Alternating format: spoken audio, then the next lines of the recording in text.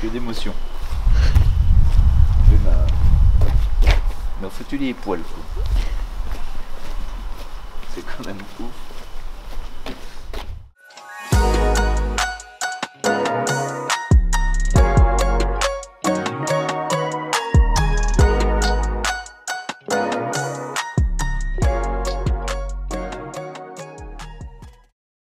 Salut, je suis très contente de vous retrouver aujourd'hui dans un nouvel épisode sur notre chaîne Road Trip Fishing. Cet épisode, c'est un épisode spécial parce que il n'y aura pas d'esturgeon, il n'y aura pas de Canada. Par contre, il y aura un petit bonhomme très spécial quand on a pris le temps d'aller filmer et d'aller vivre avec lui l'émotion de la pêche. Donc je laisse Rémi expliquer plus en détail l'histoire. Ouais, salut à tous et je suis content de vous retrouver aujourd'hui.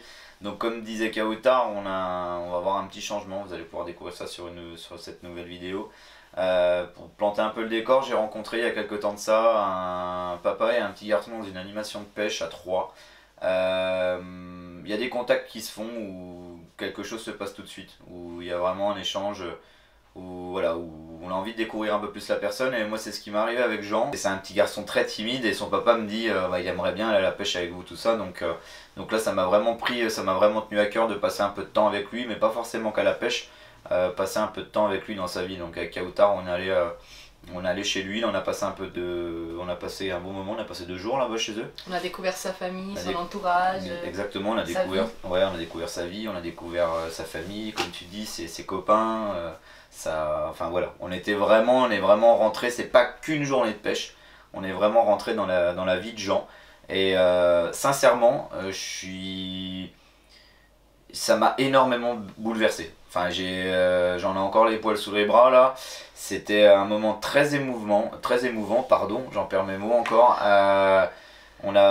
C'était vraiment un pur bonheur, et ça nous a pas mal scotché. Et ça nous a fait plaisir de voir un jeune prendre autant de plaisir avec nous, et savoir qu'en partie on était aussi la petite cause de son bonheur. Enfin, il était super content, il était refait de voir Rémi et de passer un moment sur le bateau avec Rémi, et tout ça vous allez le découvrir dans la vidéo qui suit.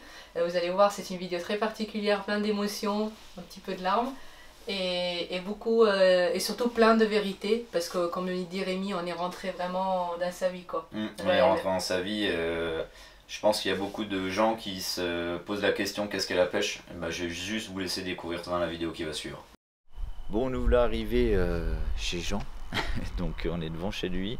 On attend qu'il finisse de se préparer et rentre de son entraînement de basket pour lui faire la surprise. Donc je vais sonner. On a mis un stratagème en place, attention. Donc je vais sonner et puis on va lui faire la surprise. Il est absolument pas du tout au courant qu'on arrive. Donc voilà, ça va être une grosse surprise pour lui.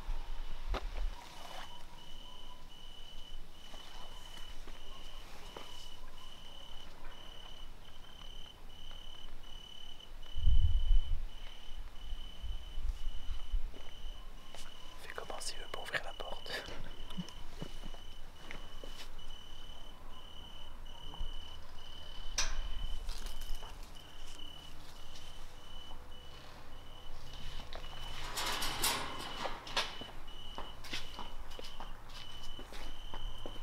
Ça va mon loulou? Tu vas bien? Ça va? Comment vas-tu? Ça va Jean, ça roule? Bon. Surprise? Bon, tu te doutes ce qu'on vient faire? Oh, pleure pas mon petit bonhomme. Oh. C'est pas le but que tu pleures. Je suis content. Bon bah tant mieux, ça s'est bien passé ton entraînement de basket? Oui. Ouais, c'était cool. Bon, tu te doutes ce que je viens faire? On va aller faire un tour à la pêche, ça va être cool. Je vais ranger le bateau et puis il va me faire pleurer aussi. Je vais ranger le bateau et puis on va déjà faire un resto, puis je vais t'expliquer un peu tout ce qu'on va faire ce week-end. Ok? Ça roule? Bah non mais tu pars.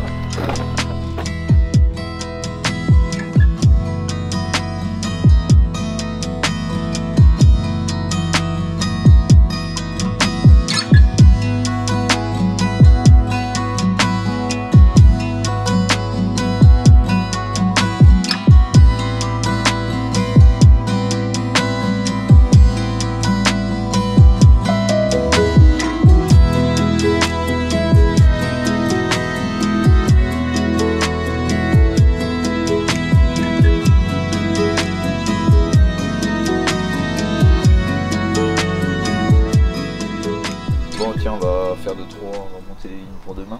On va commencer à mettre les têtes de ligne, ça sera toujours ça de gagner pour demain matin. Donc en fait, tu vas voir, c'est très simple.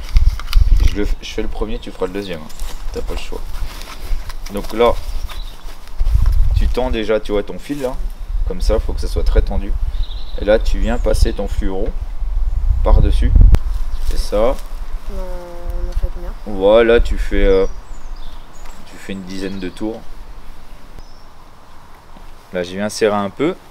Donc là, déjà, la première étape, elle est faite. Après, une fois que ça c'est fait, tu tiens bien ta tresse, ton fluoro parallèle. Ton excédent de tresse, tu viens juste faire une boucle par-dessus une clé. Ok, hop, tu viens bien la serrer là. Ça va venir bien asseoir ton nœud sur... bien serrer ton nœud en fait. Une fois que ça c'est fait, tu viens par-dessus. Toi là tu restes parallèle.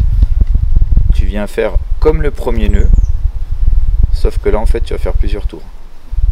1, 2, 3, 4, 5, 6. Une fois que tu as fait 6 tours, là tu vas venir tirer un peu sur ton nœud. Tac. Et là tu vas venir en fait inverser les spires que tu viens de faire. Donc là tu fais sens inverse. 1, 2, 3, 4, 5, 6. Et là tu prends ton excédent de tresse. Hop, et tu viens serrer ton nœud tout en faisant gaffe de bien le mettre droit. On va recouper l'excédent. L'excédent de tresse et puis de fluoro. Là après en longueur de tête de ligne, alors ce que tu me disais tout à l'heure, il avait du mal à le passer dans les anneaux. Là on va pas se prendre la tête. On va mettre de façon à avoir quelque chose qui ne rentre pas dans les anneaux. Donc en nœud de raccord, j'ai vu que vous mettez des agrafes vous. Oui. Moi je fais des nœuds sans nœud. Donc je sais pas si tu vois ce que c'est. En fait c'est une boucle en fait que tu vas ouvrir au fur et à mesure que tu vas changer de leurre, qui va te permettre de pouvoir raccorder ton leurre sur ton fluoro. Donc là en fait tout simplement, alors il te faut un briquet bien évidemment. Là tu vas venir faire une petite boule, juste une petite boule de fluoro, ton fluorocarbone. Bon là j'utilise un 90, donc c'est déjà assez conséquent. Là tu viens refaire un nœud, tout simplement t'entoures. Là tu viens bien serrer ton nœud comme ça. Et une fois que ton nœud est serré, en fait tu vas venir repasser ta boucle à l'intérieur de ton nœud. Et en fait ça s'appelle un nœud sans nœud. Donc voilà. Et ça, on va bien le serrer quand on aura un leurre au bout. Et ça en fait ça va être ton nœud qui va te raccorder ton leurre à ton balinier. Donc surtout la première manip où il faut bien, voilà, bien serrer ton nœud. Et une fois que ça c'est fait, et là en fait tu vas raccorder ton leurre dessus. Donc t'as pas d'agrafe. Donc c'est très simple. Et ça marche bien. Bon alors ça toi mon lion maintenant. Oui. Donc tiens, voilà, la file, la fluoro. Alors.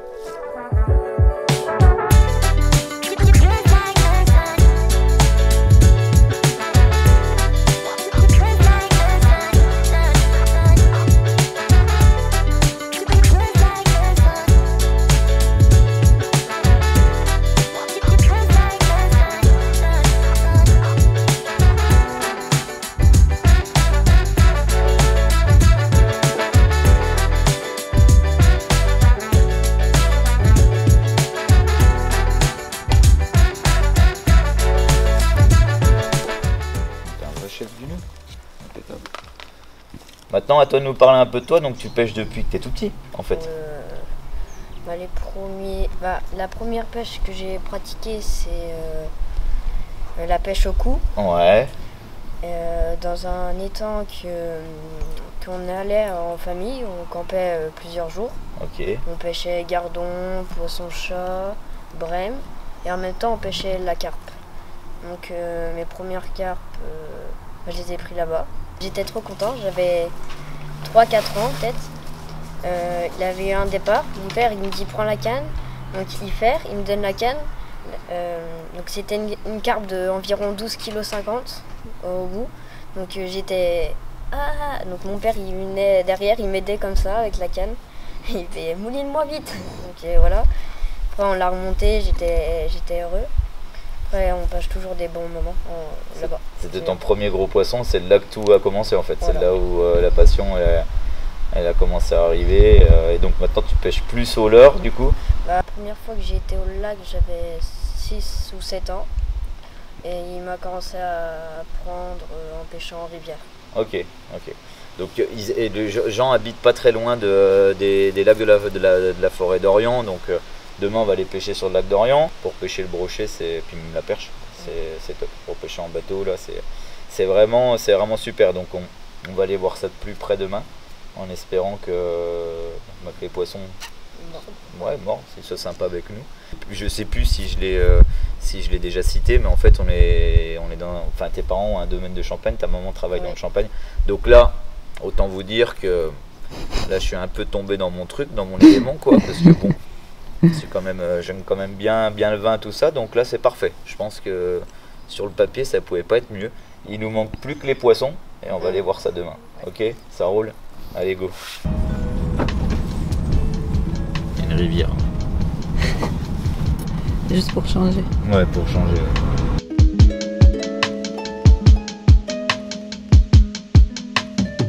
Dans votre métier quoi. Ouais. Puis tu le sens en goûtant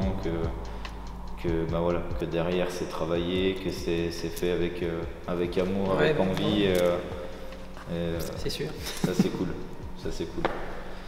Ça a dû évoluer entre toi, ta génération, Ouais. et la génération. Alors, c'est le grand-père qui a monté le. Moi, c'est mon grand-père qui a commencé à faire du champagne dans les années 50, avec 5-6 hectares, du pinot noir seulement. Mon père qui a développé l'exploitation en ajoutant des cépages, plantant des nouvelles vignes,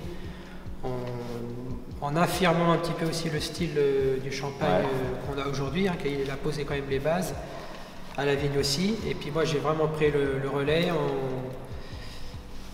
en poussant peut-être encore plus loin la précision en viticulture et dans les vins derrière, et puis en affinant 2-3 champagnes, en créant de nouvelles choses, mais pas tellement. Je commence seulement à créer des champagnes. J'ai plus voulu reprendre tous les champagnes de la gamme qui étaient présents et les amener encore un petit peu plus loin, et en ce moment là on crée des nouvelles choses seulement. Ce qui moi m'anime, c'est ce que recherche le consommateur quand il boit nos champagnes. Le principe de pressage reste le même, un pressurage vertical. Très doux. Quand on vide les raisins, c'est très délicat. On n'abîme pas le raisin jusqu'au dernier moment où on veut le presser. Toutes les retrousses se font à la main, à la fourche.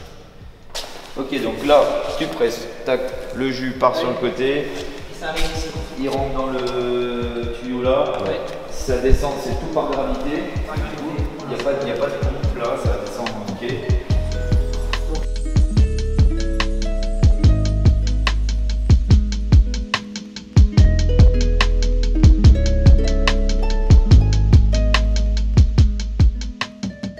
Donc après on va compléter la bouteille de champagne à 75 centilitres Ouais, avec le même vin.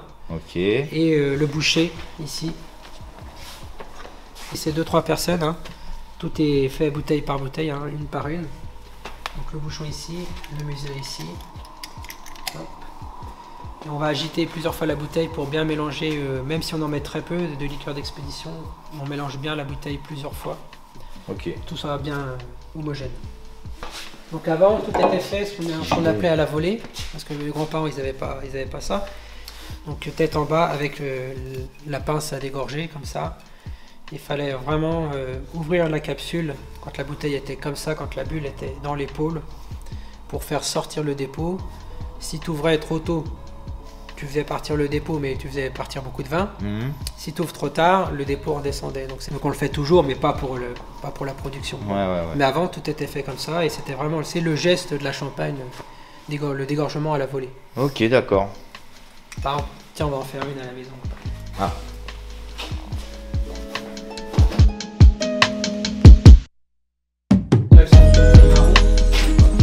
D'un point de vue esthétique, mais le marron, c'est ce qui va filtrer au maximum les UV aussi, ce qui va protéger au maximum le vin qui est dedans. Une bouteille teintée, et c'est plus écologique, il y a moins d'énergie pour chauffer le sable et créer la bouteille, pour faire la couleur marron que pour faire un verre totalement transparent. c'est que des bonnes raisons de avoir des bouteilles marron. Ça c'est pareil, c'est un truc, je savais même pas que tu... Ok. Qu'est-ce que tu savais pas? Bah que le fait que c'était Plus plus chaud, énergivore d'avoir une bouteille transparente ouais. qu'une bouteille teintée. Toi, tu m'aurais dit fais le choix entre les deux, je t'aurais dit l'inverse, je sais pas pourquoi, mais... Ok. Voilà une étape très importante, il va décapsuler en fait la bouteille de champagne. Alors, c'est ce qu'il expliquait tout à l'heure, je sais pas si on l'a en vidéo. En fait, pour vous situer, pour vous expliquer un peu une des étapes très importantes du champagne, ils mettent les bouteilles en fait, on va dire à l'envers pour grossir le truc. Il y a un dépôt qui se fait. Ce dépôt, pour l'enlever, ils plongent la bouteille, juste le goulot de la bouteille à moins 22 degrés. Ça gèle cette partie-là. Une machine extrait, une machine ouvre la capsule. Semi-ouvre, ouais. Exactement, avec la pression. Du coup, le glaçon part avec le dépôt. Après, c'est recomplété, c'est bouchonné, voilà. Et là, il va nous faire cette étape-là, en fait, parce que le vin s'est déposé un peu là, et là, il va ouvrir justement cette capsule-là à la main, et en fait, si c'est trop tôt, le jus part, si c'est trop tard, le dépôt se mélange, donc il y a vraiment un coup de main à voir. Et c'est apparemment ce qu'il faisait à l'époque avant d'avoir... Exactement. il faisait tout à la main. Tout à fait. Toi, t'as suivi. Ouais, bien sûr. Je bois pas, mais j'écoute. Putain. Donc la clé, Ok. clé à dégorger, c'est pareil, un outil en champenois par excellence. Donc je vais pas me mettre face à vous parce que sinon vous allez être repas. Ouais. Donc on se met la clé sur le côté comme ça. Ok.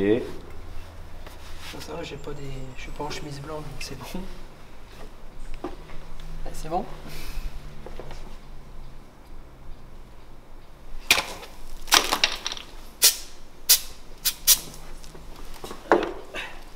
Ça va vite, hein, ça va vite.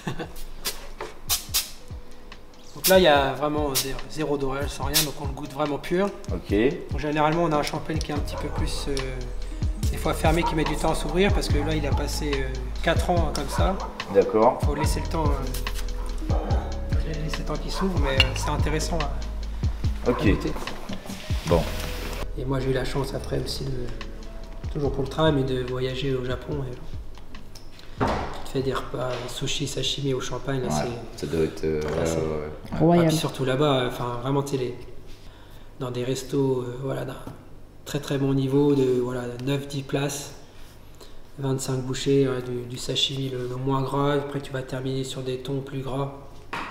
Et là, c'est magique. Ouais. Là, et puis c'est. L'histoire est belle. Quoi. Ouais, Tu te retrouves là-bas en train de boire ton champagne avec quelqu'un Un poisson qui, de l'autre bout du monde. Ouais. C'est quand même l'histoire, elle est jolie quoi. Ouais. Quand tu penses que Non, puis tu pars de la vigne à la base et se retrouve là-bas, la finalité elle est et belle. puis quoi. eux, là, ils ont une qualité de nourriture qui est exceptionnelle. Hein. Mais santé. Ouais, santé. Bon, bah fin de la dégustation chez Jean Josselin. Donc le domaine où on est là, comme je vous expliquais, c'est familial. Hein, la famille à Jean. Donc là on était avec le tonton. C'est le tonton qui nous a fait déguster à Gier-sur-Seine. Alors j'ai un peu les oreilles qui chauffent pour de vrai.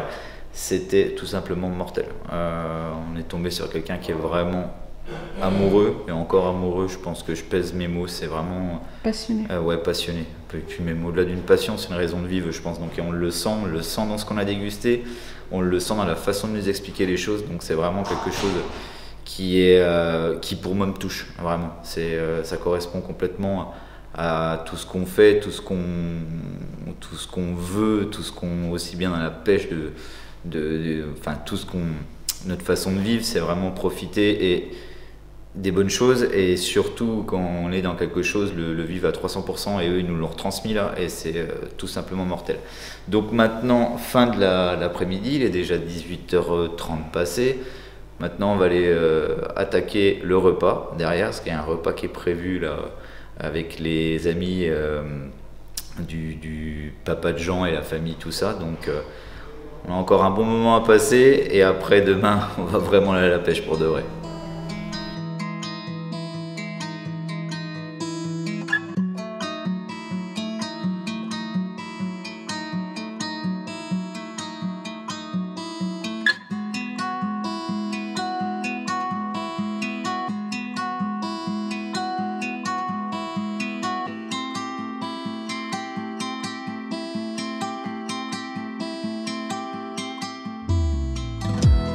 Bon bah ça y est, on y est mon loulou, on est enfin sur l'eau, donc on a eu une courte nuit, on s'est pas couché de bonne heure du coup. Donc bah là on est en place, hein, ça y est, on est sur le lac d'Orient, comme vous pouvez voir il y a quand même 2-3 pêcheurs. Donc on va attaquer tranquillement, là on va zoner un peu, regarder un peu ce qui se passe au sondeur. Et puis commencer à lancer des leurres et essayer de faire des grands ferrages dans tous les sens. T'es chaud ou pas? Oui. Allez, c'est parti mon loulou.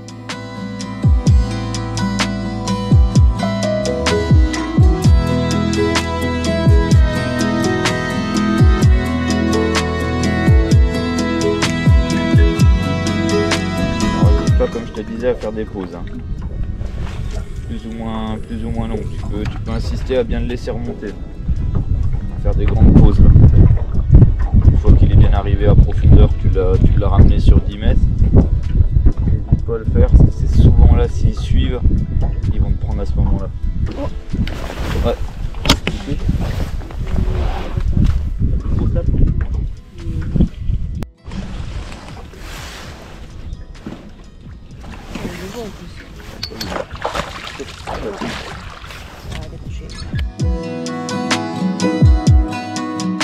Bon, petit point, bah, c'est pas miraculeux pour l'instant, hein. C'est pas comme on l'avait imaginé. Alors pas beaucoup, enfin on a eu quelques touches, la décroche de ce matin, Jean a repris 2-3 touches derrière. Mais là pour l'instant ouais, c'est vraiment pas miraculeux, on a trouvé quelques poissons là mais ils bougent pas du tout. Donc on va rechanger encore une fois de secteur, on va bouger de poste. Puis on va tourner comme ça sur les postes là toute la journée et puis ben, en espérant qu'il y ait un pic d'activité à un moment donné. Hein, faut rien lâcher de toute manière. Après ça peut être très court, hein. Tu peux avoir un pic pendant 1 heure et il faut être sur le bon spot à ce moment-là et puis pas louper les touches. On va persister, persévérer. C'est la pêche, c'est ce qui fait le charme de la pêche. Ouais. Bah oui. Ouais, tu y arrives bien en plus là. T'es un vrai pro. T'arrives bien à lancer, nickel. Pourtant je t'ai quand même pas mis des leurres les plus légers là, donc ça va, t'as pas trop mal au bras, c'est. Non? Bon, impeccable.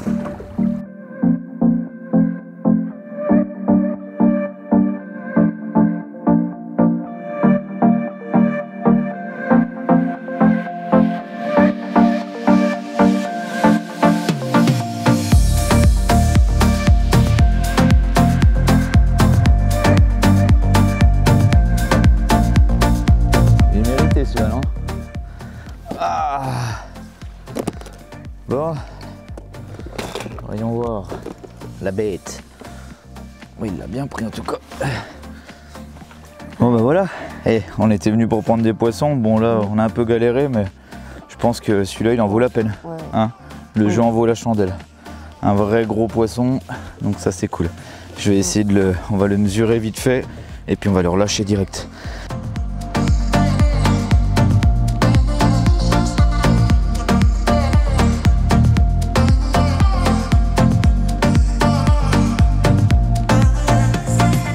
T'as vu?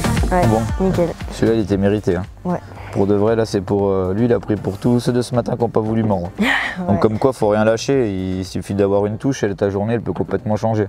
On n'est pas sur une journée où on prend beaucoup de poissons. Par contre, si on arrive à retoucher un poisson comme ça, ça va être une belle journée. Donc là, j'avais changé un peu de leurre là, sur les shad, là, on avait des petites poussettes, j'en ai eu des poussettes, des trucs un peu bizarres, mais pas forcément de touches vraiment franches. Du coup, vu que ça a l'air d'être un peu tout sur off, là, on parle un peu avec les pêcheurs, personne pour rien. Du coup, je me suis dit, bon, quitte à faire, je vais mettre un gros curl, là, quelque chose, une queue grub, quoi, en fait. Et sur une grosse taille, tant qu'à faire, quitte à faire bouger des poissons, ben voilà. Et puis, bah, ça n'a pas traîné, hein, parce que je ne l'ai pas lancé 50 fois. Et, on est revenu sur un haut fond qu'on a pêché ce matin. Et donc, ce poisson, là, puis il avait bien avalé le truc, là. Donc cool. Donc maintenant, ben, je t'ai mis pareil. Et le délire, c'est on va se faire les bras cet après-midi là. On va jeter un peu, céder du vent, là jeter dans le vent, ça sera plus simple pour lancer. Et puis bah essayer de retoucher un beau poisson comme ça. C'est parti mon loulou. Ouais. Allez go. C'est reparti.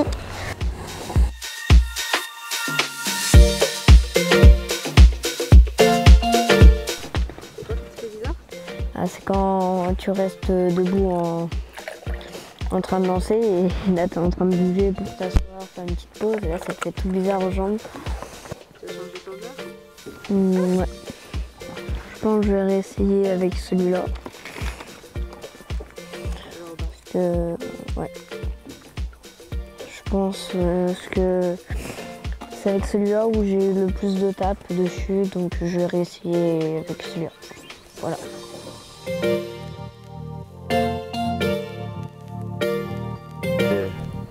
J'ai mis comme toi ton leurre anti-capot, j'ai mis un jerk là.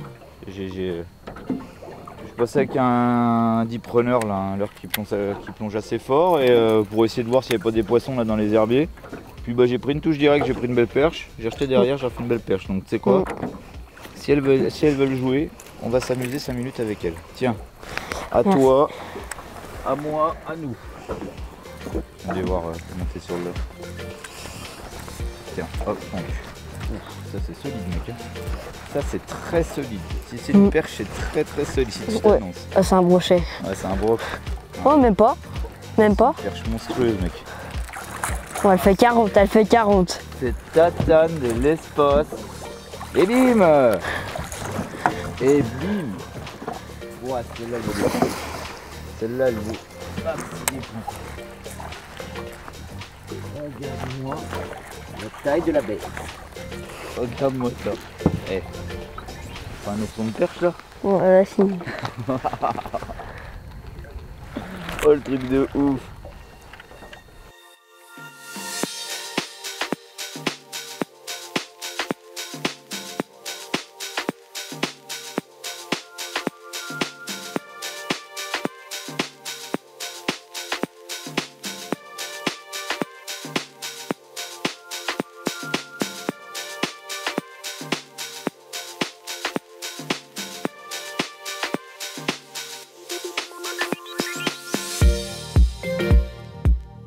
Bon, fin de cette journée, Ouais. qu'est-ce qu'on pourrait dire de cette journée?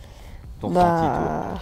C'était assez dur parce que ça avait du mal à mordre, mais bon, ça allait. Ah, en fait, c'est ça. C'était compliqué de prendre des touches, mais voilà. si on fait un peu les totaux de la journée, on va pas dire que c'est une mauvaise journée, même si on aurait voulu prendre beaucoup de touches, beaucoup plus de touches. On a quand même ce brochet de 103 là. On a une perche de 43, une perche de 41. Et puis 2 autres perches de plus de 30, je pense, on les a pas mesurées, mais une trentaine de centimètres là. Donc ça aurait pu être pire, on aurait pu rien prendre. On a pris quand même quelques touches ce matin, le poisson que je décroche là en commençant ce matin. Et puis après toi tu as eu 3-4 touches là, des poussettes, des trucs. Donc ouais, sur le papier c'est bien. Après c'est vrai on aurait voulu prendre un peu plus de touches là dans ce froid un peu glacial avec le vent, mais bon on est content. J'aurais préféré que tu le prennes le 103 à toi, mais vu que t'es seigneur et que t'es gentil, tu me laissé prendre tout seul, donc c'est bien. T'avais un bon coup d'épuisette par contre, donc c'était vraiment cool. Je suis vraiment content d'avoir passé cette journée avec toi mon loulou. Moi aussi. Et à refaire un de ces 4, soit ici ou soit la prochaine fois tu viendras à la maison. Comme ça, moi je suis venu chez toi et toi tu viendras chez moi. Okay. Et je te ferai voir les coins chez moi. Puis voilà. T'as quelque chose à rajouter, Jean? Tu veux dire quelque chose? Allez, vas-y. J'ai oublié. Ah oui, je voulais vous remercier.